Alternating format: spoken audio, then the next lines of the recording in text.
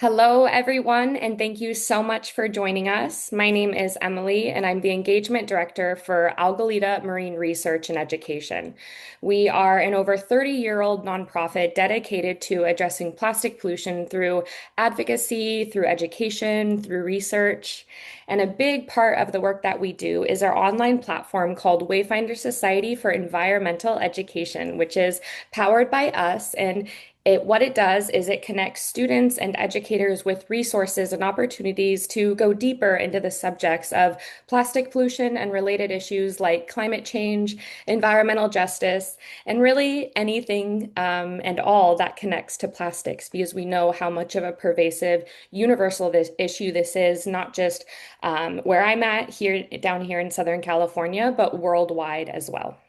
And so we're all here today gathered for a part of our event series through Wayfinder Society called our Student Perspectives Spring Event Series. And what this event is of course, usually done in spring to represent coming anew, representing inspiration, and really the goal is to highlight incredible students who are doing this work in their schools, in their homes, in their communities, to inspire fellow students who might not be quite where they're at yet on their journey or in their school experience, but wants to learn more and figure out how other students are navigating this world around research, of advocacy, and really making a change within this movement. And so that's why last year we founded this series. And so this year, what's to come beyond the one that we are doing here today, which is about researching plastics. But we also have one called Careers in Plastic Pollution Science, where I actually interview two young individuals who recently graduated university at our sister nonprofit, the Moore Institute for Plastic Pollution Research. They are one of only 3 labs in the world to be accredited to test for microplastics in drinking water. So we were able to learn how they got to where they are today in their careers, and hopefully inspire other students who want to take those similar steps. And of course, today, researching plastics, we're going to be touching on bioremediation, monitoring, science toolkits in the classroom, and all of these students' experiences in navigating their journeys. And then lastly, we're going to be touching on reuse on campus with our friends at the Post Action Landfill Network called PLAN. And they do a ton of student organizing around sustainable systems on campuses, specifically university and college campuses. So we're touching on a number of given areas, not just science, but for the sake of today, it's all about the science. And so I'm so excited to introduce 3 of our past student mini grant awardees who have worked with us, worked with other organizations, and really paving a way for themselves within this movement on their campuses, at their schools, and in their futures as they graduate and move beyond. And so I will only do a slight bit of introduction before I'm going to pass the mic to our Q&A and we can learn more directly from them. And so we have Aanishka, who is a NOAA Youth Ambassador and does a lot of different research focused on plastics bioremediation and a lot of other things. And so I'm excited for her to share that more. We also have Peggy, who is a student researcher creating hands-on microplastics detection STEM kits. And as an organization that specializes in toolkits for educators, we were really excited to see her project and her work come through. And lastly, we have Aana, who is an Earth Echo International Marine Plastic Ambassador, and does a lot of different research and monitoring within her region as well. And so thank you to the 3 of you for joining us for this Student Perspective series, and I'm excited to jump in to this Q&A. And with that being said, I'm going to stop sharing my screen so we can all come together. And I just want to start off the conversation with Aana. If you wouldn't mind sharing more about who you are, how you got to where you are, and just a little bit more about your background in general. Yeah, absolutely. So hi everyone, my name is Aana Shenai. I am a junior at Loyola University in Chicago, and I'm studying environmental science with a concentration in environmental health, as well as double majoring in public health. So I am originally from Cincinnati, Ohio, And that's a really important part of why I'm an environmental science major and why I'm doing this work. Because when I grew up in Cincinnati, I worked as an environmental educator and camp counselor in high school over the summers. It was my first job, and I had the amazing experience to lead a lot of students in hands-on environmental education, focused more on sustainable agriculture and gardening. But that really sparked my interest in environmental education and environmental action in general. So it led me to get more involved in organizing in high school. And then when I moved to Chicago for college, being in Chicago, Lake Michigan is a huge part of Chicago culture and a huge part of our campus here at Loyola. So I was really, really interested to get really excited to get more involved in how to protect like the Great Lakes ecosystem. And I happened to um, learn more about a professor's work at my school who did plastics pollution and had done a lot of plastics pollution with collaborators, at different universities. And I got super interested. And around this time, I also connected with Earth Echo International, which is another great organization that helps young people become activists and supports them in their efforts. So I sort of found them, and over the past couple of years, I've just been able to get more involved in the lab, in my community, and yeah, lots of different advocacy projects.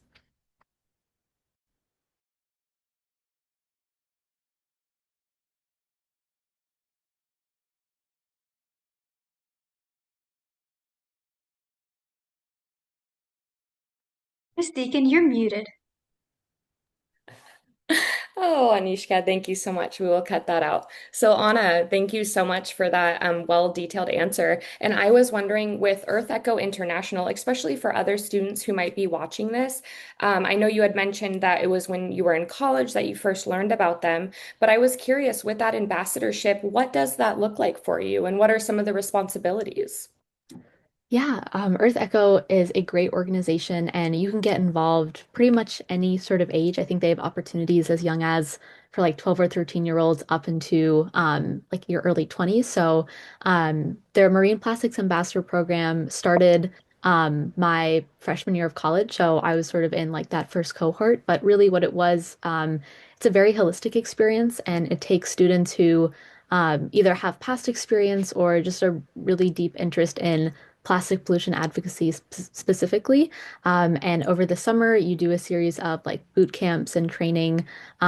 We do a lot of seminars, so we learn the basics of plastic pollution, basics of advocacy work, like how to sit down with the legislator and communicate your own ideas and how to have that, conversation. We have a lot of great guest speakers who are experts in, the corporate side of plastic pollution or the nonprofit side or the academic side. So you get a lot of great insights, and then you get direct support and in my experience as well, financial support to do your project. Which can be from entrepreneurship to education to policy. And the program changes a little bit every year. So I was able to be an ambassador for 2 years. And in that second year, I was able to do an advocacy Hill Week where we got to go to DC and sit down with legislators and really talk to them directly, which was a great experience. Yeah, that sounds absolutely incredible. And just hearing how holistic it is, and really just hitting home how pervasive this issue is, and how also pervasive the solutions we can take are. And so I love that it sounds like you were able to champion a lot of things, even outside of the research project that you're doing. So that's wonderful to hear. I want to now pass the mic to Peggy. And Peggy, tell us a little bit more about who you are, what brought you to where you are today. I can't wait to learn a little bit more about you. Yeah, hello, I'm Peggy and I'm a freshman at Cornell right now, so I'm in New York. But I originally come from North Carolina. I would say like throughout high school I kind of got more involved in environmental and plastic pollution issues because I had a lot of very great mentors and teachers who supported and encouraged me. And if I were to kind of give a little bit of a, if I were to like recommend young people who wanted to get involved, I would definitely say to find your mentors and to find your teachers who will support you because those kind of led me to the opportunities that got me to where I am today. So, for example, I was really involved in one of the agricultural classes at my high school. And so being able to actually go in and, for example, we built soil sensors for monitoring like moisture in crops, which was really interesting, and other projects like helping take samples in our wetland behind our high school. So I think those kinds of hands-on activities can be a little bit difficult to come by when you're in high school because you're young. But being able to come across teachers who really support education and really support these initiatives can go a long way. And I think that is part of the reason why I'm interested in environmental education and why my project for the Wayfinder Society is also involved in making materials for classrooms as well. Wonderful. I mean, I could see that for sure because I do think a lot of the experiences that we learn around plastics beyond just our own experience of maybe seeing litter in the environment is often, and at later grades at university. And so to hear that you had those mentors and educators in your life to, help guide you through this process, I think is really incredible. So thank you for sharing that. And then Anishka, because we've already heard from Anna. Anishka, now it's your turn to tell us a little bit more about yourself and how you got to where you are today. So hi, I'm Anishka. I'm a senior at Lambert High School. Um, so I began my project in junior year, but it's been plastic pollution is an issue that is very dear to me, mostly because I come from a very vulnerable region. I am from the Himalayas, ethnically, and then I grew up in Georgia, both areas that are very vulnerable to plastic pollution. And I've gotten to see that firsthand, whether it be at the Gazipur landfill, which we got to study more about in the documentary that Wayfinder Society provides, or at the Georgia coastline, which I think off the top of my head has about 1.35 trillion, you know, uh, tons of microplastics in Totally. those waters.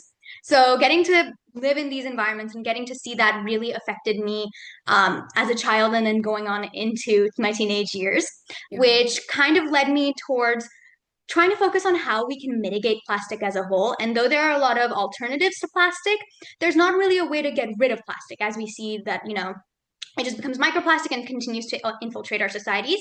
Then in earlier in high school, I got the opportunity to volunteer at the Georgia Aquarium, and there I got to see how microplastic very closely affects our animals and our waters, all leading me ultimately to bioremediation research because I wanted to get rid of plastic in a way. So my research specifically focuses on microremediation, which is remediation using fungi. In my case, I'm using very day-to-day fungi like oyster mushrooms or this other species called Cryosporium, mushrooms that you may eat or you may see in a very like day-to-day basis. Other than that, I was also a NOAA Ocean Youth Ambassador, which ultimately led me here as well. My project there also had to do with microplastic pollution and analyzing that in our waterways. I think it was actually my mentor there, Claire Fackler, who led me to Algalita. So all in all, I've had a very close relationship with plastic, for good or for bad, which has ultimately now led me here. Wow. It's so interesting too, talking about your lived experience in different parts of the world, and even for example, your lived experience living in Georgia, which my understanding is in the Gulf Coast region and in the South area, there's a ton of plastic production as well. So not only, I'm sure, are you familiar with the pollution and how it impacts, but also seeing firsthand production and how maybe those pollutants might be impacting local communities. Yeah, absolutely. I mean, I think off the top of my head, the South faces some of the largest environmental issues that we see, and often it goes underreported as well. So we don't hear a lot about it, we don't see a lot about it. So that leads to further issues. So I think I've spent a lot of my time not only, obviously working in the scientific field, wanting to combat plastic in that ways, but also on the awareness end. I'm a student journalist, so a lot of my work is dedicated towards environmental journalism as well. Perfect. Yeah. Getting the word out is so important because if we don't know, then what is there to be done? And especially because so many stories are quieted and silenced. And so it's incredible that you're doing that work. So now that we're able to learn a little bit more about all of you and what brought you here, I know that a few of you, or a couple of you, mentioned a little bit about the projects that you actually originally applied for the 2025 Student Mini-Grant. But I would like to dive a little bit deeper into that. And so just reiterating your project, sharing a little bit more about that, and then we can dive a little bit deeper into challenges and other things. But yeah, let's just talk a little bit more about those projects specifically. And so, Anna, if you wouldn't mind going first and just explaining a little bit more about your project, and also now that it's been over a year since that, what were some of those findings that I know you shared a little bit with me with our mid-year check-in, but would love for you to share it with a larger community as well.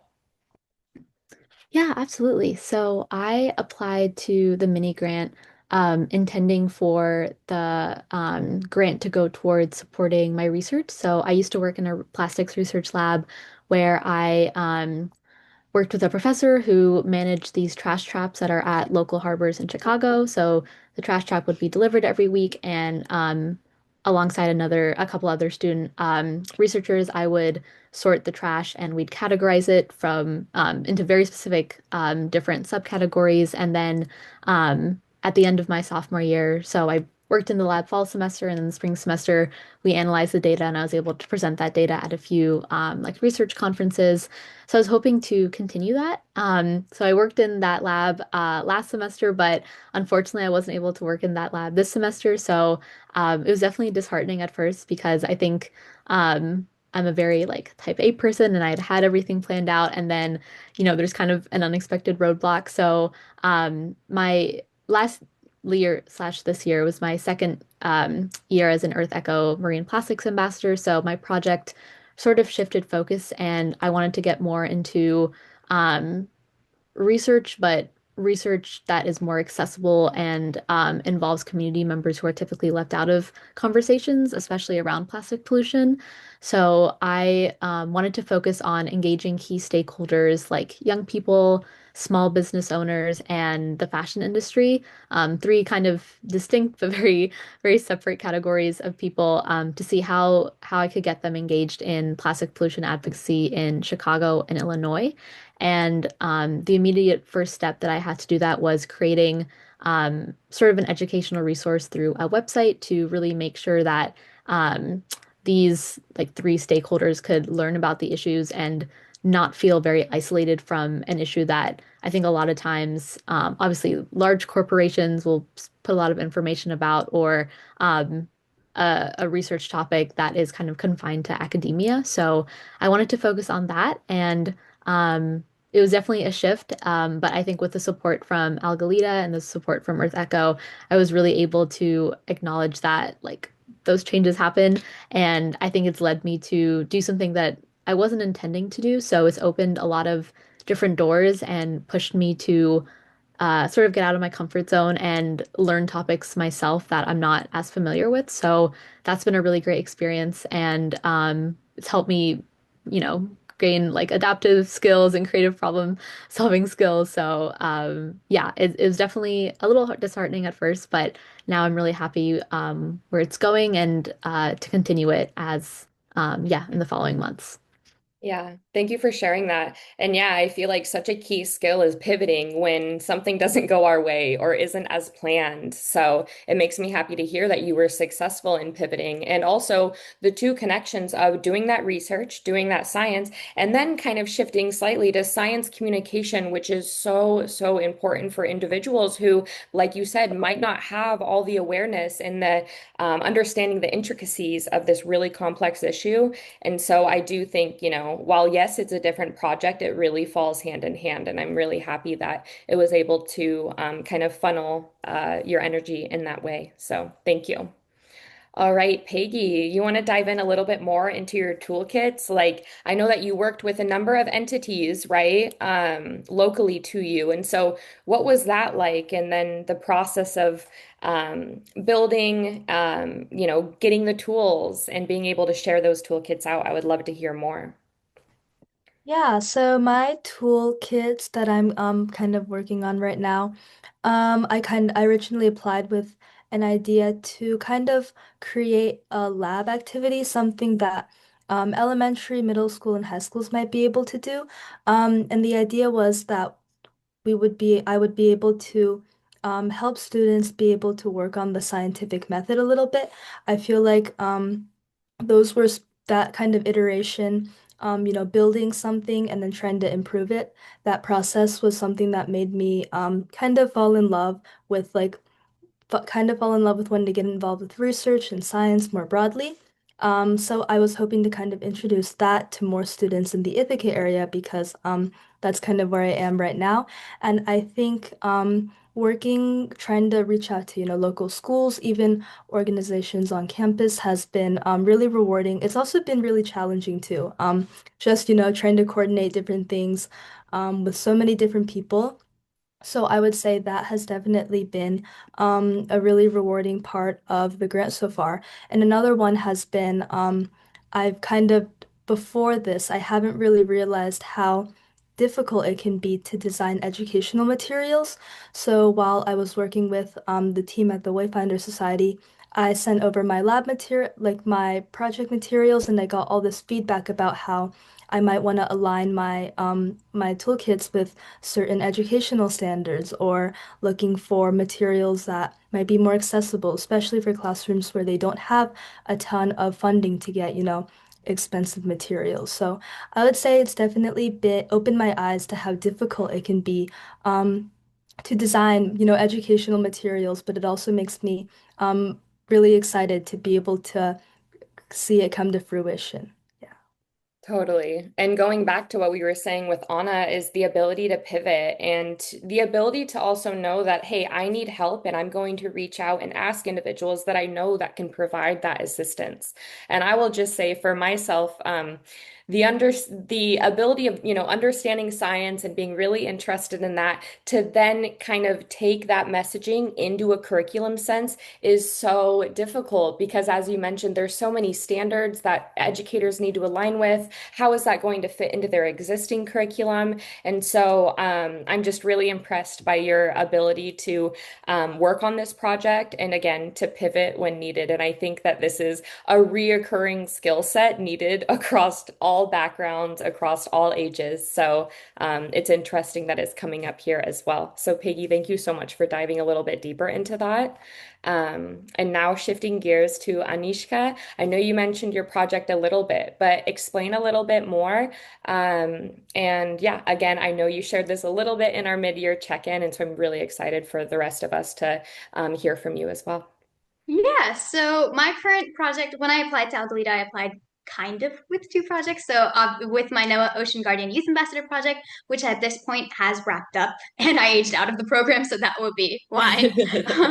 There, I basically worked to detect microplastics in coastal waterways, local waterways in the Suwannee region and then organize cleanups. But my main project was focusing on the directed evolution of fungi to improve the biodegradation of low density polyethylene, also known as LDPE, which is one of the most persistent and most widely used plastics. So think of like your Walmart or Kroger bags, that thin plastic, it is very hard to recycle because it melts very easily, but it has very strong carbon-carbon bonds, so we can't really do much with it.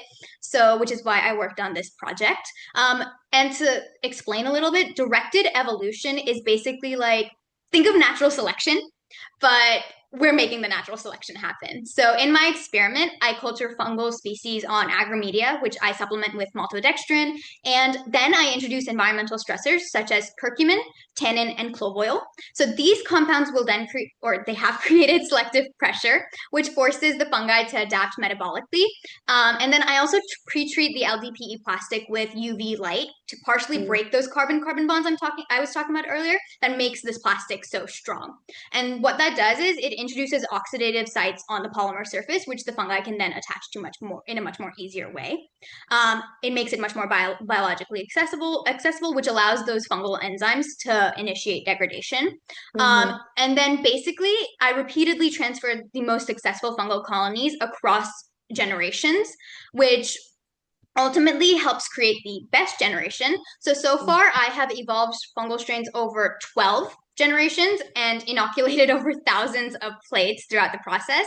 And as I stated before, I used species such as Cryosporium, oyster Mhm. mushrooms, black poplar. The most successful were Cryosporium and black poplar.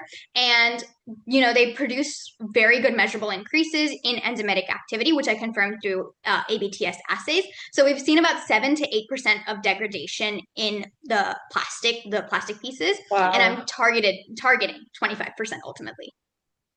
Wow. And I'm curious too, where are you doing this research at? And is there local labs that you're a part of at your school, or what does that look like for you?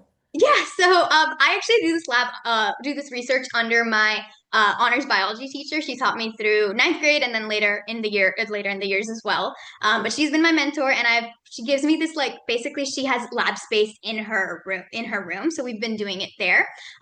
I come from a school that has a lot of access to different scientific materials because we have Yeah. a really large synthetic biology team.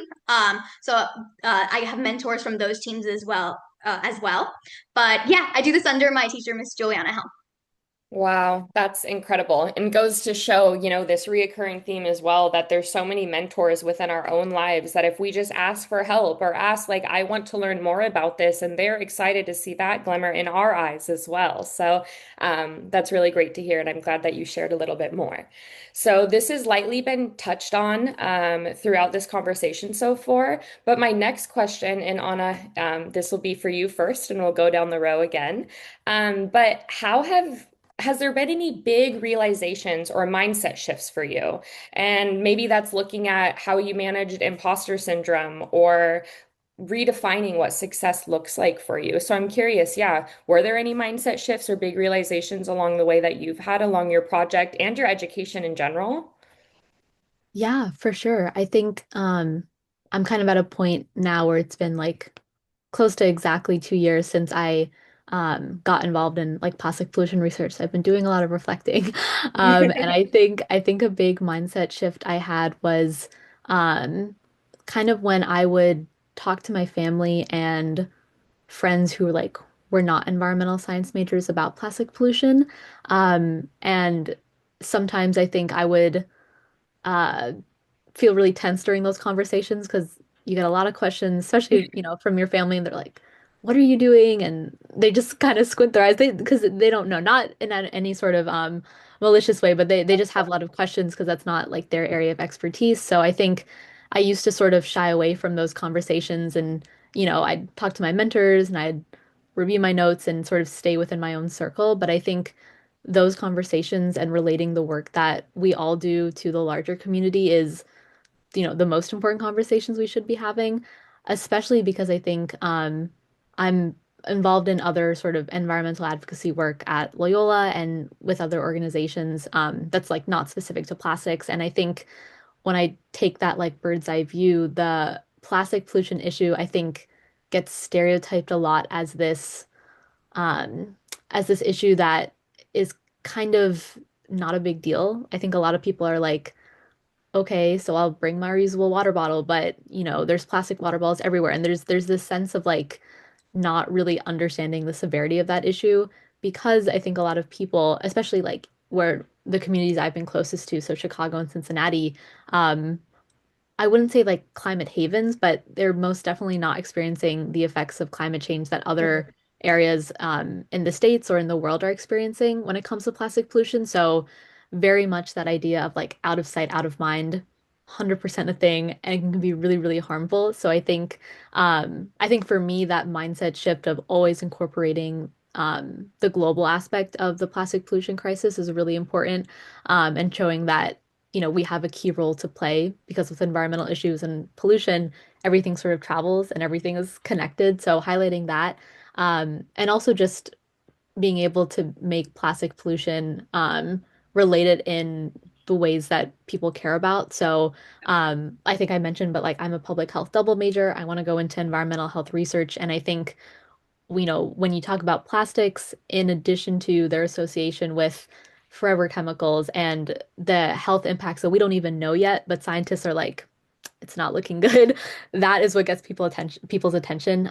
So I think relating it and like acknowledging that it can seem very much like a fragmented issue, but everybody, is very involved in this and everyone can play a really important role. So I think just being able to relate it to people and kind of reflecting on how you view an issue versus someone who's like wearing different shoes from you might interpret the issue as well. Totally. I mean, and you hit the concept of science communication so clearly. It's meeting people where they are. And when you're talking about chatting with your family or different communities who might not be more aware of this, and it's speaking for myself, talking with my family who's like, what are you doing? What is this work? For a material that's, I mean, goodness, I have a sticker right here. I have a plastic, my reusable plastic bottle here.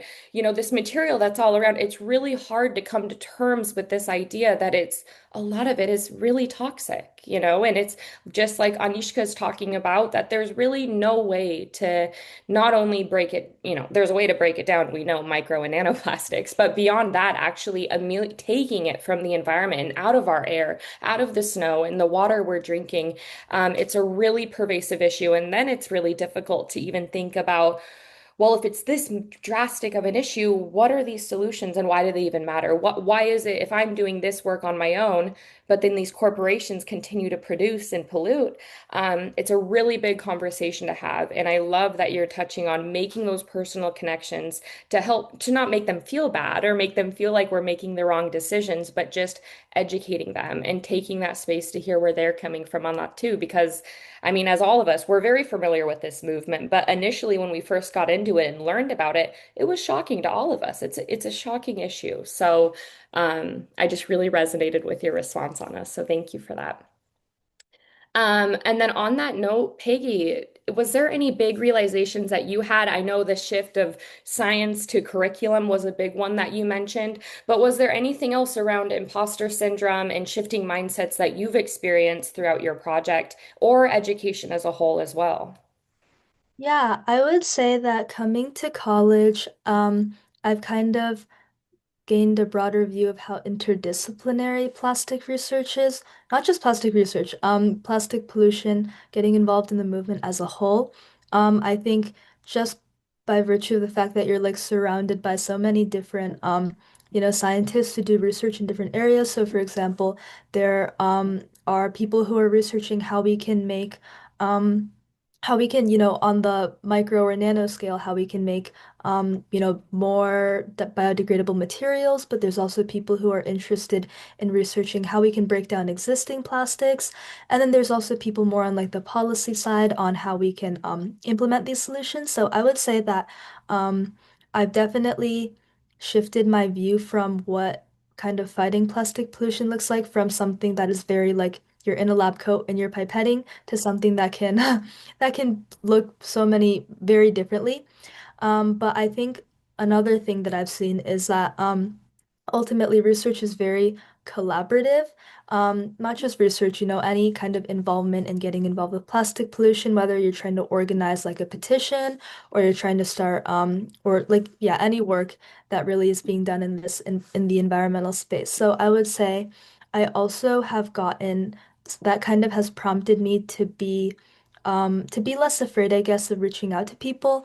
So for example, if you know a professor whose work interests you, um, assuming you're a college student, like don't be afraid to reach out, don't be afraid to ask questions. Or even to like fellow students or other organizations.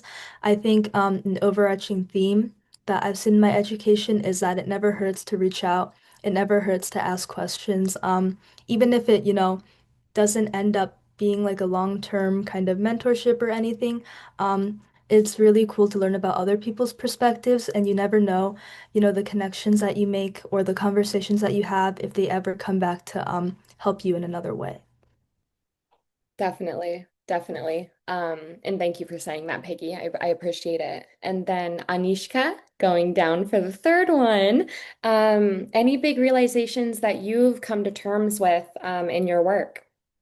Yeah, I think you mentioned earlier about like imposter syndrome, and I kind of started this research, or at least the, development of this research around the time I was eighth grade, going on into ninth grade. Mm, So, starting to reach out to people to try to understand what you can do to mitigate this issue at such a young age doesn't typically lend to a lot of results. So, I think there are like two things I'd like to touch on with this question. So, firstly, about that imposter syndrome, like when you're young and you're reaching out to people to like figure out what you can do or how you can help or even just get like eyes on your research, it can be really tough.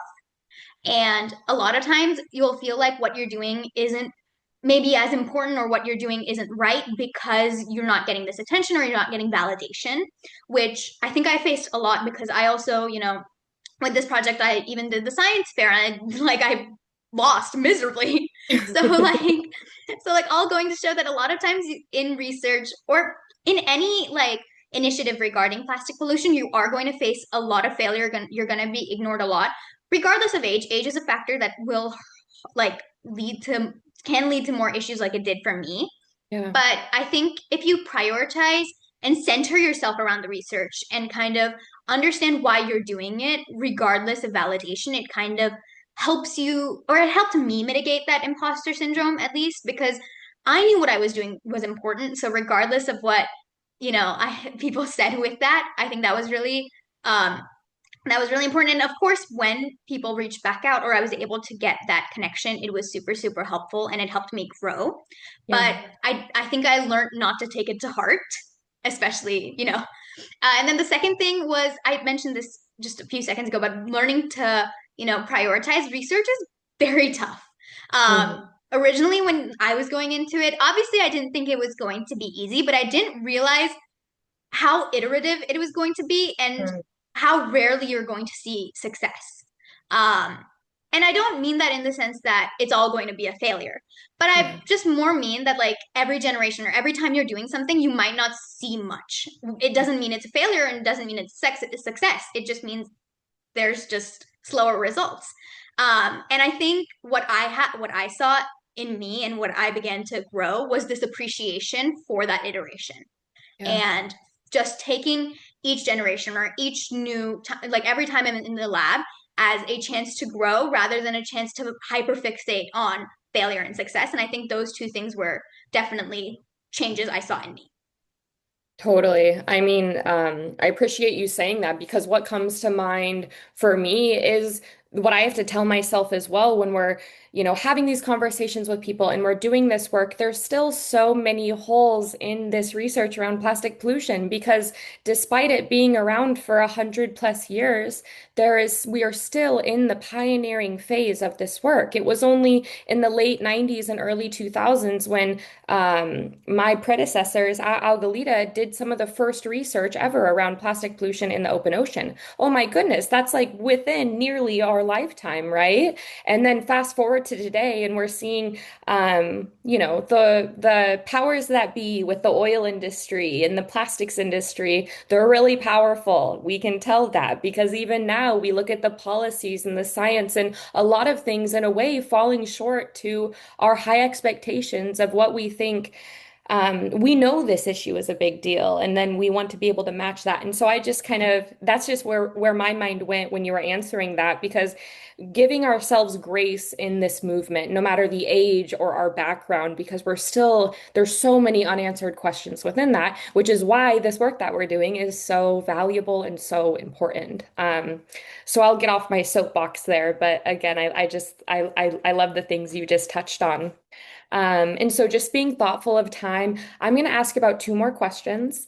And my next one is about the money question, the grants, the finances, the all of that comes into play within all of these projects. I mean, I was able to get to know you all because my organization was offering these funds, right? And so these funds is something that ensures that this work can be continued, but it also allows connections like this to be made. And so it's clearly so valuable for so many reasons.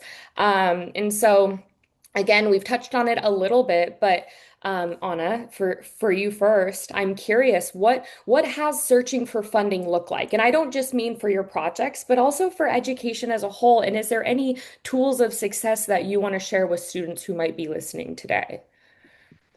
Yeah, for sure. I think being a junior now in college and sort of going through a lot of different like application seasons, um, I have very strong feelings towards unpaid opportunities for young people because um, I think they're a little exploitative personally, when you call them like an unpaid internship. But I think finding funding, I think at this point in time, it's really interesting because I feel like every single year, every few months, I'm seeing more and more opportunities for, fellowships or professional development or mini grants. So I think it's more coming up now, as environmentalism is kind of becoming more mainstream.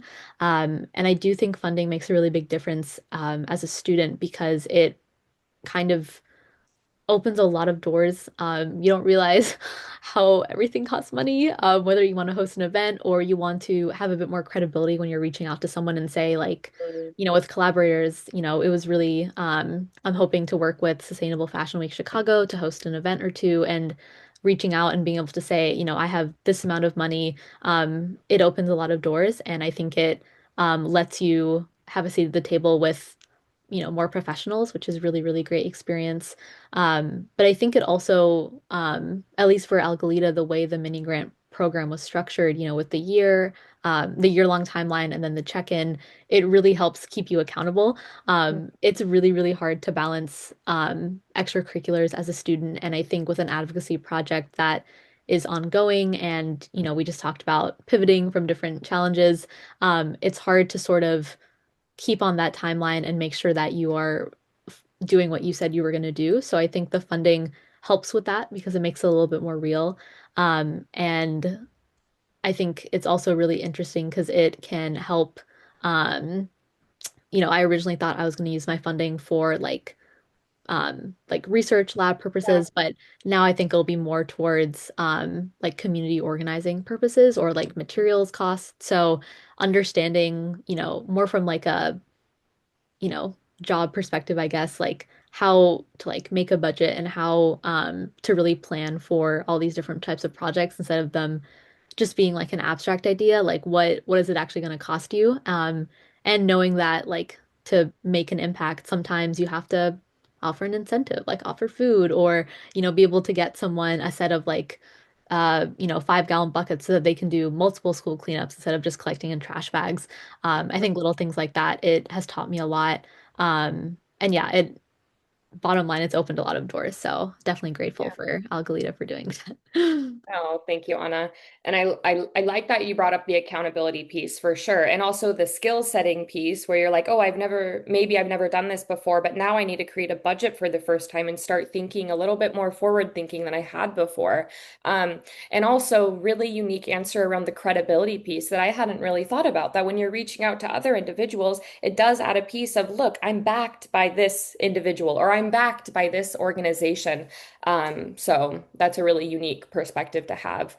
And as someone who graduated, well, who has been out of college for about a decade, I spent way too many unpaid internships on projects in this work that was really valuable, but it was so normalized then. So it really makes me happy to hear that you, as a student currently, have seen that change over time and feeling like what it comes down to is labor, is of work and of effort, and there's many ways to repay that. But in the world that we live in, financials is a key part of that. So thank you for sharing your perspective on that.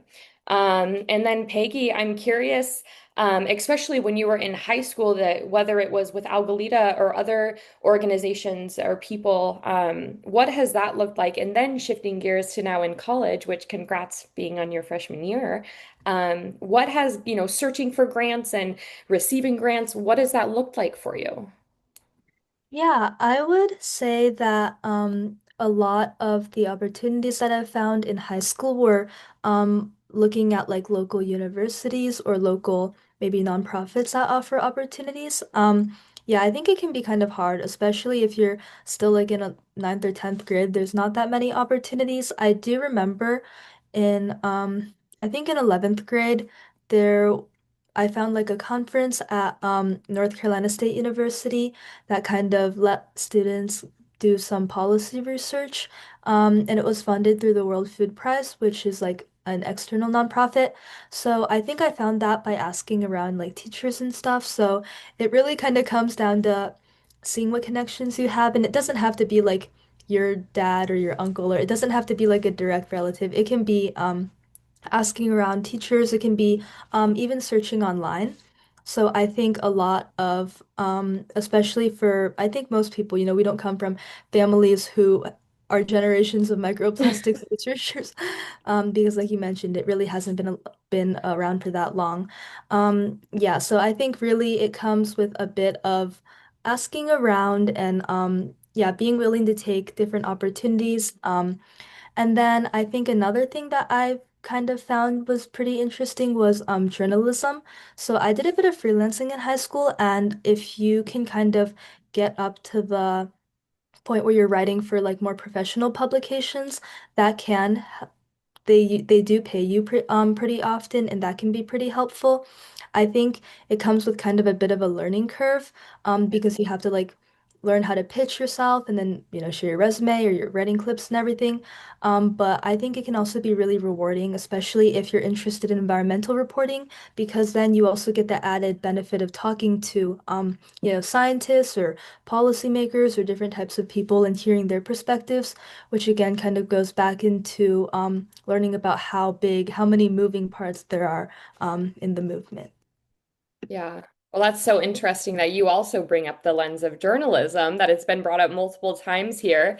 And again, goes back to how powerful science communication is, and not only in actually the education of it, but also even funding sources, which I hadn't thought about before. So thank you for sharing that. A theme too that I'm seeing throughout the three of you as panelists is also just taking initiative, knowing that this is something I want and I might not have the resources now, but I know people who can get me there. And I think that confidence to do that and that awareness that you have the power to do that. And you have, there's a credible reason why you're doing this for doing great work. So taking that initiative is something I totally could tell in your history, Peggy, along with you all as well. So thank you for that. And now, Anishka, how do you feel about grants and money, and what has that looked like for you as a high school student? Because you said you're a senior currently, right? Yeah. Yeah. Um, yeah, so I am a senior currently in high school, and so for me, the funding has looked very different in a lot of ways. So, as I said before, I kind of started building this idea for this research around the time I was in eighth and ninth grade, which is when I started doing the literature review. And when you're at that age, you don't really have access to college databases Yeah. or like any sort of big organization databases. So, you do have to pay for papers. So, that was a lot of what I was interning somewhere at the time that did pay me, so I was able to use that money to be able to, buy like get access to those Yeah. databases and then those papers, which helped me build a very steady foundation for my research. I was very fortunate to then also be involved with organizations like the Georgia Aquarium, where I took classes on plastic pollution. Wow. And then I was able, through the teachers there and the mentors there, I was able to get more access to research and actual people in the field who could like advise me on what to do, and what they have done in the past. So a lot of, though the Georgia Aquarium doesn't really focus on plastic pollution specifically, like as a whole, they do a Yeah. lot of work regarding it in animals. So I was able to get a look into that. For example, I got to learn from one of them that there was a tiger shark found with like a car number plate inside. So like, yeah, yeah. So like Like just a driver's license plate? it's like the one on the back of your car. Okay. New fear unlocked. Yeah, yeah, but like it just helped me understand the scope of the problem, and they obviously were able to get me a lot of data that helped me build part of my, the background to it. Yeah. And then furthermore going into it, then when I started, in 10th grade building my apparatus. So I like I said, I self-funded a lot of my research. I built a lot of my own apparatus and instrumentation around that time just to save costs. So, for example, I used a tensility testing, like strength testing, testing apparatus, and I built that. Or, for example, I built my own UV lamps. So I had to do that. Or like my storing facility, I built that as well. And then after I did that, then I was able to start my research. But even getting access to like cultures is also very expensive. So I crowdfunded for that. Oh, So wow. Did you yeah, use which a is specific site for that? I think I used GoFundMe at the Mm. time, and I like got it out into the community and talked about how important such research would be, which is something I really do recommend. Crowdfunding really helps. Yeah. And then later, so then I mentioned this earlier, but I also did apply to the science fair because that would have been able to get me, competition like money, and like Mm. that would have been able to push my research forward. When I wasn't able to get that through, that was when I talked to my Ocean Guardian Youth Ambassador, like mentor Claire Fackler, who helped connect me to Algalita, which ultimately led me to get this grant. And then from there, I was able to build upon and get more funding if need be. Um, but my but all in all, going to show, I think funding can come from a lot of different places. It can be very tough. Like in my case, it was pretty tough to find full funding from outside sources. So I used whatever was available to me. So all opportunities I used to build on this research. So if I'm interning somewhere, I'm using that money. Or if I'm like, again, if I'm being provided an education Yeah. in regards to something, I'm using that as well. Like another thing I learned while at the Georgia Aquarium was about these, forgetting the name, new nurdles, these little itty bitty plastics. I got to learn about that, and I used that in my research as well. Mm. So a lot of things that I wasn't able to get from papers, I got from like people and live experience. And then a lot of funding that I couldn't get from organizations, I got from crowdfunding, and then that helped me build up to grants. Totally, totally. I mean, you're right that there's so many different forms of funding that you can get. I mean, even in this conversation alone, I'm hearing, competition, funding from writing, from crowdfunding, from grants from organizations, or reaching out with, individuals who might have some resources that they might want to share with you as well. So, I loved, Anishka, that you're talking about the resourcefulness and the thriftiness of like, I want to get this done and I might not have this now, but I'm sure before that you did not know how to build those things. Afterwards, you proved yourself and gained confidence through that hands-on experience. So, yeah, I love that to hear that. And throughout this whole conversation, I've gained so much respect for you all as if I didn't already have so much before, but learning more about your journeys, about the work and your vision for the future. And it reminds me that when we always say, like, you all are the next generation of change makers. And I think adults say that far too much in the sense of, like, it's all on you guys. Watch out. What are you going to do? And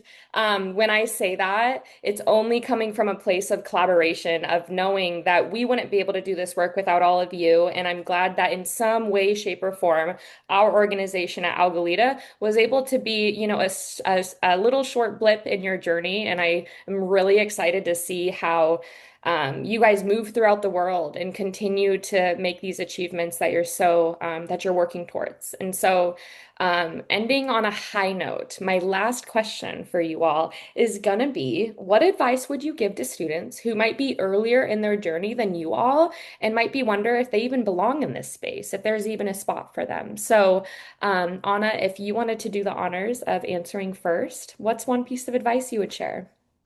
Yeah, I would share that if you are thinking, even if you have like a single thought that of a question that you can't like Google the answer to, or there's something that, you have a recurring thought of like, why is that happening in my community? Why do we keep doing this as a society?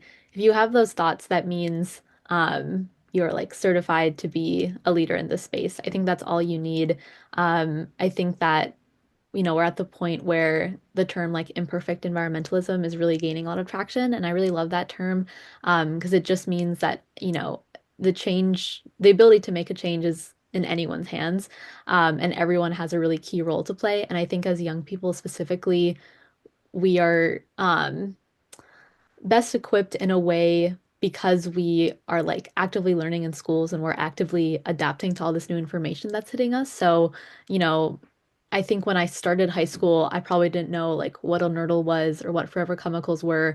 And now I could loosely explain those ideas to, anyone who isn't in the environmental field. So I think your lived experience and the resources that you have at hand, will be enough. You'll be able to have an impact and never like underscore the importance of educating yourself, educating those in your community, and that like ripple effect education can have. I think a lot of people are like, if I can't publish a paper or, Yeah. remove hundreds of pounds of plastic, like that's not going to be worth it. But it's the small practices that are really, really important. Like, if you and your friend make a challenge, like every summer or every week in the summer, you're going to like collect a jar of plastic. The time's going to pass anyway. So, make a challenge and do that. But I would definitely encourage young people to do this. I think there's so much, now that it's been like 2 years since I've sort of been doing this work, there's so many different avenues that I think you can take. And there's a community of people that you can, like globally, that you can connect with that are so, so willing to help you as well. So, yeah. Oh, what a beautiful response. And I had never heard of imperfect environmentalism. I think you had called it that. And I actually wrote that down in something that I'm going to carry and work through because I think we all need to hear that, giving ourselves grace, knowing that what we're doing is enough. We can always continue to grow, but we're doing it and we're a part of this. So, Anna, thank you for sharing that insight on your journey.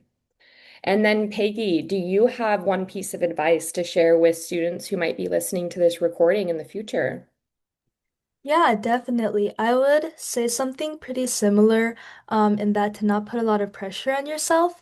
I think, for me personally, when I think back to like high school and kind of the opportunities that I got, I really don't think a lot of them kind of started coming in, or like applications were successful until like the last few years, maybe even last year of my high school journey.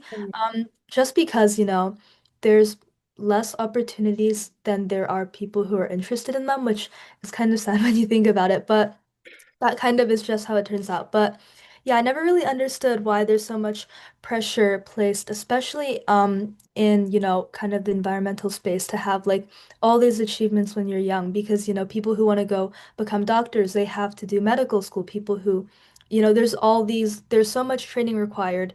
Mhm. And that the same goes for any kind of role in the environmental movement.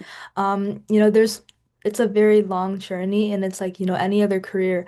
So I would say, as long as you kind of still have that interest and you still have that passion, I think that is very admirable. And I guess, yeah, just letting people who are, younger, maybe in their earlier years of high school or even middle school, know that don't be too bothered by rejection, because it happens to everybody. Yeah, I can see the head nod, so yeah, it's pretty universal.